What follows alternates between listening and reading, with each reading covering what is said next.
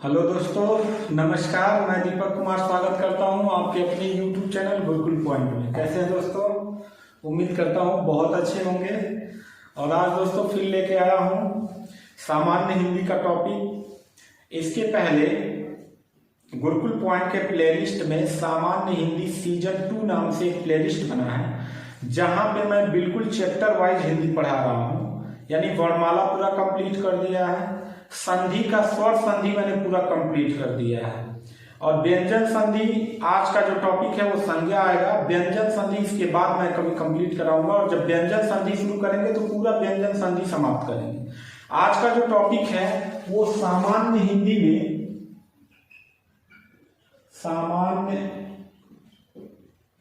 में संज्ञा शब्द हम लोग पढ़ेंगे, यानी संज्ञा के विषय में हम लोग पढ़ेंगे। आज का जो टॉपिक है वो संज्ञा है, ठीक है।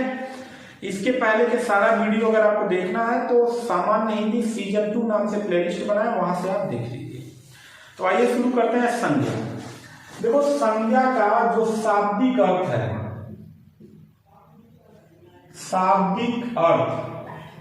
शाब्दिक अर्थ इसका होता है नाम। यानी संज्ञा का दूसरा एक नाम है क्या? नाम। और नाम का मतलब है संज्ञा। समझ में आया? तो संज्ञा का शाब्दिक अर्थ क्या है? नाम है। यानी इस दुनिया में जो कुछ भी, यानी कोई व्यक्ति है, वस्तु है, स्थान है, भाव है, गुण है, दशा है, उन सब का कोई ना कोई नाम होगा। यानी व्यक्तियों का नाम होगा, जैसे राम, गीता, सीता, है ना। वस्तुओं का नाम है कुर्सी, मेज, टेबल, है ना। स्थान का नाम है गोरखपुर, इलाहाबाद, प्रयागराज, सॉरी अब तो प्रयागराज हो गया, प्रयागराज, वाराणसी। ये सब क्या है? किसी न किसी चीज का नाम रखा गया, और जो नाम रखा गया उसी को हम कहते हैं संज्ञा। ठीक। देखो, जो मतलब संज्ञा जो है वो पहले कोई ना कोई ध्वनि होगा, सार्थक ध्वनियों के प्रयोग से वर्ण बनता है, और वर्णों से हमारा मिलता है शब्द। शब्द को ही पद भी कहा जाता है। समझ में आ रहा है? शब्द को क्या कहा जाता है? पद कहा जाता है। लेकिन इन दोनों में थोड़ा सा अंतर होता है, और उस अंतर को समझिए। जैसे हम आपसे कह दें मोहन पढ़ता है किताब। अभी देखो, मोहन पढ़ता किताब, ये क्या है? शब्द है। क्या है? शब्द है। हमने कहा शब्द को पद भी कहा जाता है, लेकिन थोड़ा सा अंतर होता है। अंतर क्या होता है? जब यही शब्द वाक्य में प्रयोग हो जाता है, जैसे मोहन किताब पढ़ता है। ठीक। अब देखो, ये मोहन उठ के यहां चला आया, किताब उठ के यहां चला आया, और पढ़ता है यहां चला आया। अब इन्हीं को कहते हैं हम पद। क्या कहते हैं? पद। बस इतना ही अंतर है। जब ये अलग अलग था तो शब्द था, और जब वाक्य में प्रयोग हो गया तो यही शब्द को क्या कहेंगे? पद कहेंगे। अब देखो, यह पद जो है 2 प्रकार का होता है। पद कितने प्रकार का होता है? 2 प्रकार का होता है। एक होता है विकारी शब्द या पद, ठीक है। एक होता है अविकारी शब्द या पद। समझ में आया? अब इन दोनों को समझते हैं। इतना बात समझ में आ गया? इसको इरेज करते हैं।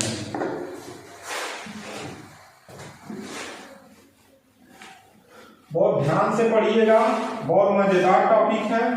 तो हम लोग थे किस पे? पद पे थे। तो पद को 2 भागों में बांटा गया, जैसा कि अभी हमने बताया। विकारी शब्द कह सकते हैं, पद भी कह सकते हैं, ठीक। और यहां कर सकते हैं अविकारी शब्द या पद। अब पहले इसकी परिभाषा समझ लीजिए दोनों का। देखो, विकारी किसे कहेंगे? वे शब्द जो लिंग, वचन और कारक, यानी लिंग, वचन और कारक के प्रभाव से अपने रूप में क्या ले आते हैं? परिवर्तन ले आते हैं। क्या ले आते हैं? परिवर्तन ले आते हैं। उन्हें हम कहते हैं विकारी शब्द या पद। ठीक, किसके कारण से? किसके प्रभाव से? या तो लिंग के प्रभाव से, वचन के प्रभाव से, या कारक के प्रभाव से। जब ला देते हैं क्या परिवर्तन, तो उन्हें हम क्या कहते हैं? विकारी शब्द। और जो लिंग, वचन और कारक इन तीनों के प्रभाव से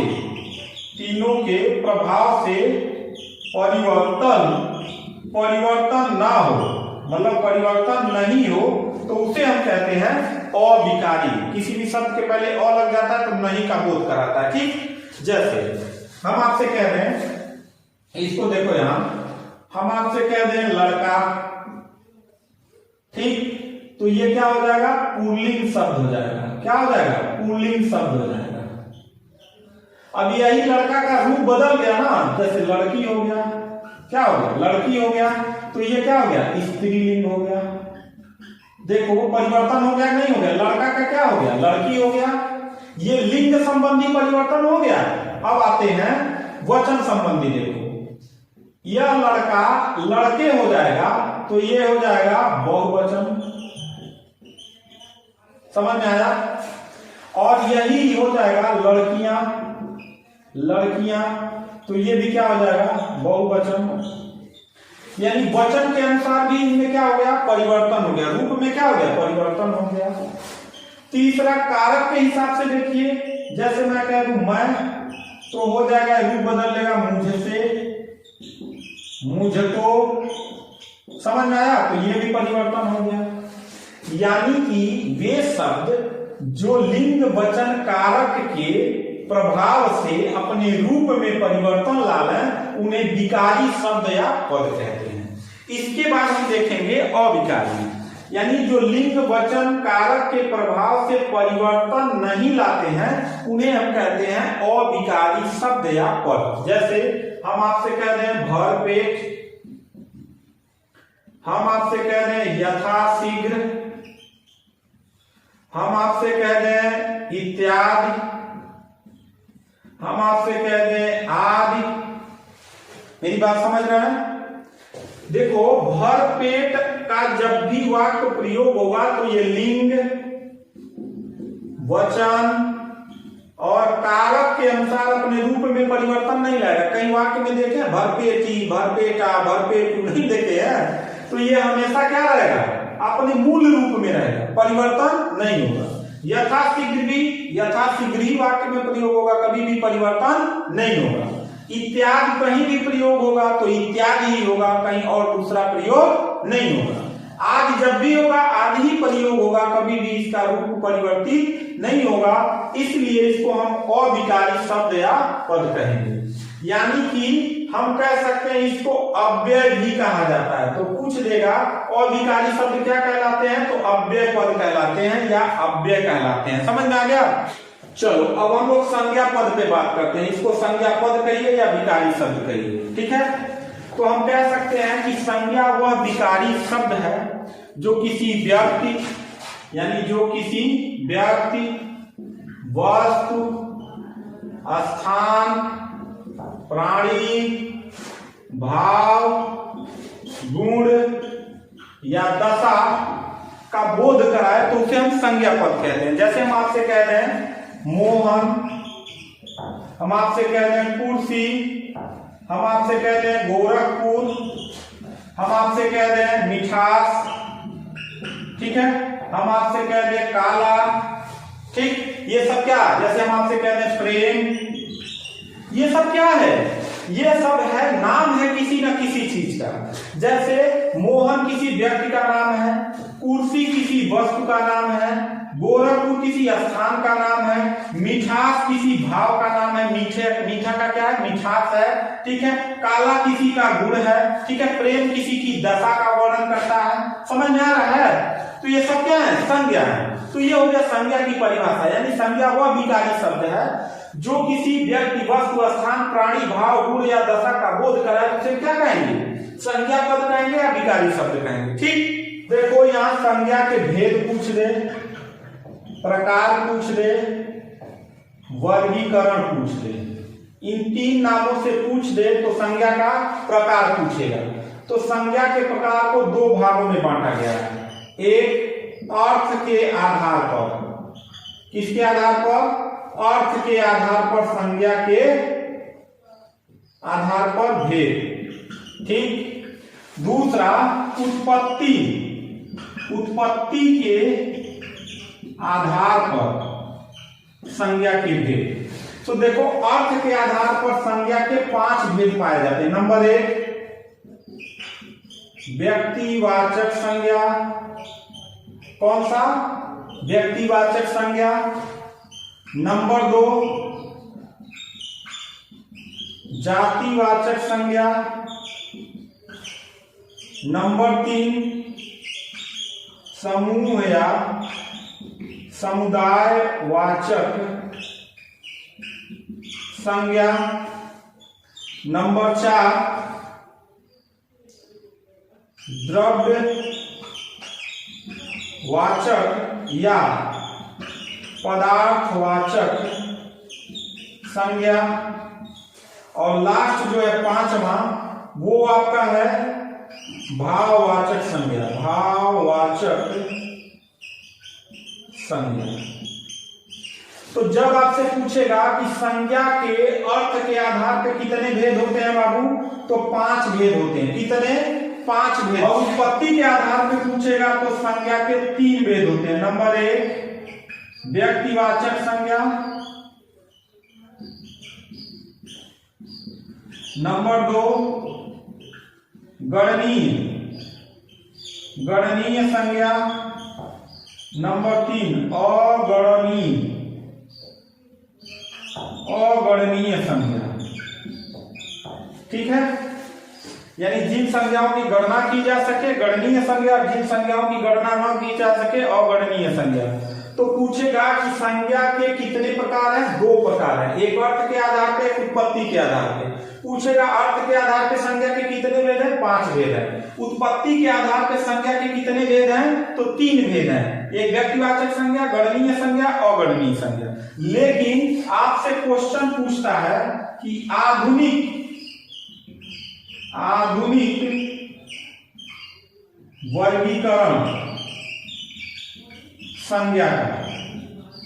तो देखो, आधुनिक वर्गीकरण ये बहुत बार पूछा गया क्वेश्चन है। आधुनिक वर्गीकरण ये 3 प्रकार के होते हैं। 1, 2, 3। पहला आपका आएगा व्यक्तिवाचक संज्ञा। व्यक्तिवाचक संज्ञा। दूसरा आपका आएगा जातिवाचक संज्ञा। और तीसरा आपका आएगा भाववाचक संज्ञा। यानी ये मूल रूप से संज्ञा के आधुनिक वर्गीकरण संज्ञा के भेद में जब पूछेगा तो 3 प्रकार के आते हैं। और एक जातिवाचक संज्ञा, एक व्यक्तिवाचक संज्ञा, एक जातिवाचक, एक भाववाचक। इसी जातिवाचक से 2 निकले हैं, एक समूहवाचक या समुदायवाचक। समुदायवाचक संज्ञा 2 नामों से इसको जानते हैं। एक आपका आ जाएगा द्रव्यवाचक या पदार्थवाचक संज्ञा। समझ में आया? यानी इससे जातिवाचक से दोनों निकले हुए हैं। तो संज्ञा के आधुनिक वर्गीकरण पर संज्ञा के भेद पूछेगा तो 3 प्रकार होते हैं, जातिवाचक, व्यक्तिवाचक, जातिवाचक, भाववाचक। और इनसे 2 निकला, समूह या समुदायवाचक और द्रव्य या पदार्थवाचक संज्ञा। तो ये आज का जो वीडियो था यानी संज्ञा का, ये पार्ट 1 था। पार्ट 1 था। संज्ञा के 3-4 पार्ट आएंगे जिसमें हम आपको बहुत अच्छे से समझाएंगे कि संज्ञा का व्यक्तिवाचक एक वीडियो में, दूसरा जातिवाचक, तीसरा मतलब द्रव्यवाचक, पदार्थवाचक, भाववाचक, इन सब के विषय में हम संज्ञा के विषय में बात करेंगे। आज का जो टॉपिक था वो सिर्फ आपका बेस बनाने का था कि संज्ञा किसे कहते हैं, संज्ञा के कितने प्रकार होते हैं। अगले वाले वीडियो में हम लोग पढ़ेंगे संज्ञा के भेदों के विषय में। यानी सबसे पहले हम लोग पढ़ेंगे व्यक्तिवाचक संज्ञा, दूसरे वीडियो में जातिवाचक संज्ञा, तीसरे वीडियो में समूहवाचक संज्ञा, चौथे वीडियो में द्रव्यवाचक संज्ञा और लास्ट वाले में भाववाचक संज्ञा। यानी इसके कुल अभी 5 वीडियो आएंगे। ठीक है, तो 5 वीडियो को हम लोग देखेंगे। तो उम्मीद करता हूँ वीडियो आपको जरूर पसंद आया होगा। इसके आगे वाले वीडियो का भी आप जरूर देखिएगा। तो मिलता है नेक्स्ट वीडियो में, तब तक के लिए थैंक यू, धन्यवाद।